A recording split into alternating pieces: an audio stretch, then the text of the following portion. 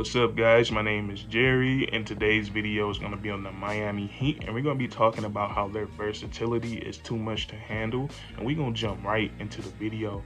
Now, all season long, and now it's stretched into the playoffs, we've seen the Miami Heat beat their opponents in a multitude of ways, and when you face this team, it's so much you have to account for, so much you have to game plan for, and when I watch these guys play, I think the biggest thing teams need to be on the lookout for is their ability to lock in on the defensive side of the ball during the regular season, and now it's stretched into the postseason. We've seen the Miami Heat, they have a real great ability of being able to shut down the opposing team's best player. They just came off a series of beating the Atlanta Hawks 4-1, and they have Trent Young, and Trent Young has built himself a reputation of being a great playoff performer. He took his team all the way to the Eastern Conference Finals last season, and he played really solid, and then also he's coming off two playing games where he played really great. So coming into the series, the game plan was to make anybody not named Trey Young beat us, and the Miami Heat was able to do that. In 3 out of those 5 games, Trey Young, who averages 25 plus and 10 plus assists, he was held to 11 points or less in 3 out of those 5 games. And when we look at the Miami Heat scheme, it's they run switch everything, or they might switch out into a zone sometimes, but most of the times it's switch everything, and they ran that to perfection against the Atlanta Hawks. And when you run switch everything, you got to have the personnel for it.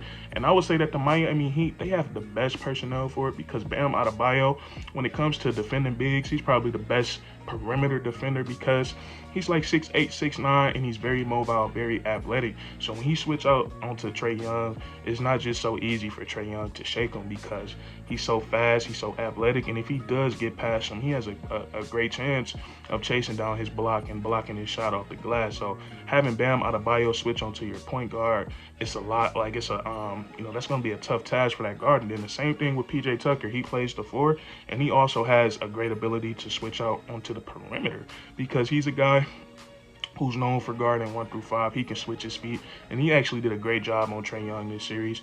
And I just seen, like, I forget, it was game 1 or 2.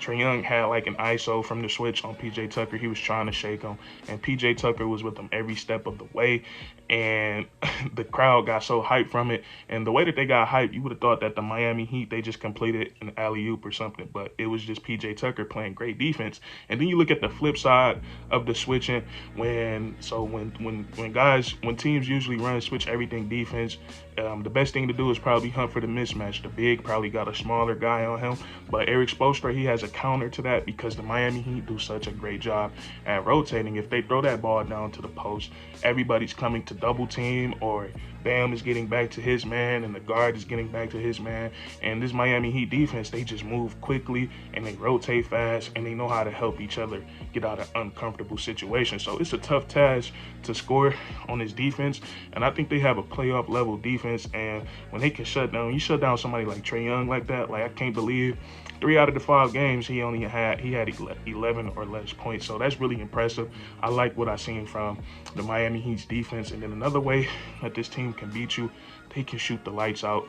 They can shoot the lights out with anybody. We've seen it with Duncan Robinson in game 1. Duncan Robinson can get as hot as anybody from game 3. He played a lot in game 1, and then after that, he wasn't really used for this series. And that just shows you how versatile this team is. When you have a guy that can go for 27 points in game 1, hit 9 out of his 10, or 8 out of his 9 3-point shots, and go 9 from the field, and then he don't really see the court for the rest of the series. Like, this team is very versatile. But he got really hot in game 1, and the Miami Heat, they have a bunch of guys that can get hot from 3. They have Max Strus, who can light it up, who takes a lot of threes and hits a lot of threes. Gabe Vincent can get hot from 3.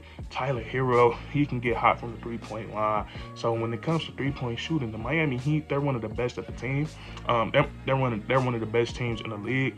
And they also have Kyle Lowry, who's a great 3-point shooter, who can get hot from out there as well. So they have a multitude of 3-point shooters. So if a game do get into a shootout and the Miami Heat are getting open threes, they can light it up with the best of them. So when it comes to being explosive from the 3-point line, the Miami Heat, they can win a ball game in that manner, and we've seen them do that. And then also you have all the you have all these role players that can step up. Like we seen it in Game 5, no Jimmy Butler, no Kyle Lowry. So who gets the call? Victor Oladipo. Victor Oladipo played 30+ minutes in Game 5, and he looked really good out there. He dropped 23 points, and his three-point shot is looking really good. And that's a great sign for the Miami Heat, because if his three-point shot is falling, you can start to play him with Jimmy Butler. You can start to play him with Tyler Hero, because he's going to get a lot of open shots with those guys. And if he's knocking down his free ball, the Miami Heat are very scary. But we've seen a glimpse of what Victor Oladipo could be in the playoffs.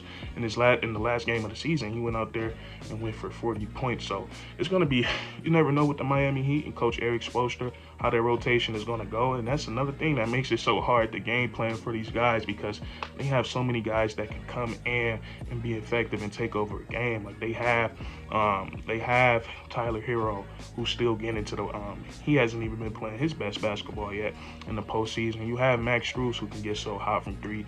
Victor Oladipo can shown that he can still go out and get 40. Gabe Vincent is a great scorer.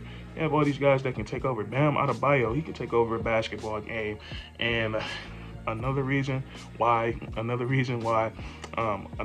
the Miami Heat, they win their ball games, and this is something they're going to do every game. But Jimmy Butler, and a lot of people don't know this about Jimmy Butler. Jimmy Butler he's not a regular season guy. Like, he is a regular season guy. Like, he wants to win ball games. Of course he wants to win ball games, but he's not going to go out there and drop 25 points per game. Jimmy Butler, if he put his mind to it, he could definitely do that. But he's a 16 game season player. What I mean by that, it takes 16 games to win the championship. So that's when Jimmy Butler, that's when he turns it up a little bit. He's a postseason player, and we've seen what he did in this series. He's been one of the best players in the playoffs this season. He's averaging 30+ points, 5+ assists, 5+ rebounds, and he's just lining it up very efficient.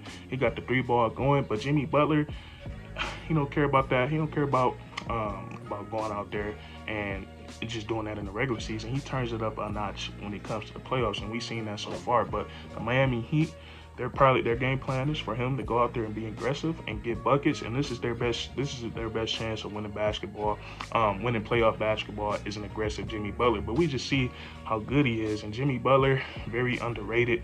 He's one of the top players in the league, and he definitely has that ability to be the best player on the championship team. But Jimmy Buckets, he's shown he's really good in the playoffs, and he just showed how much stronger and how much faster he is than the opposing players. He gets to the rim at a will. He has post game. He gets it off the offensive glass.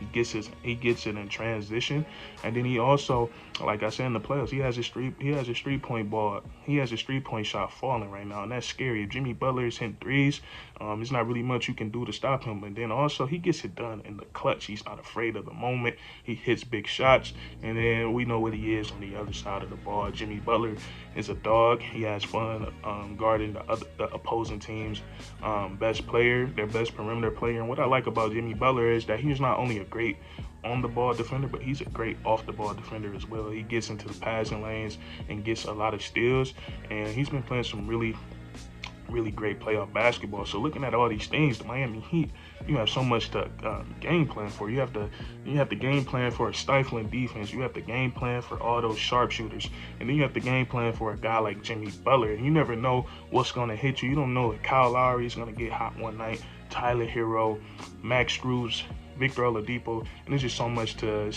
account for when it comes to this team. But that's just going to be it on this video. I want to touch on how versatile the Miami Heat is, and if you enjoyed this video, leave a like and comment down below what is your favorite part about this team's versatility, and then subscribe for more weekly content.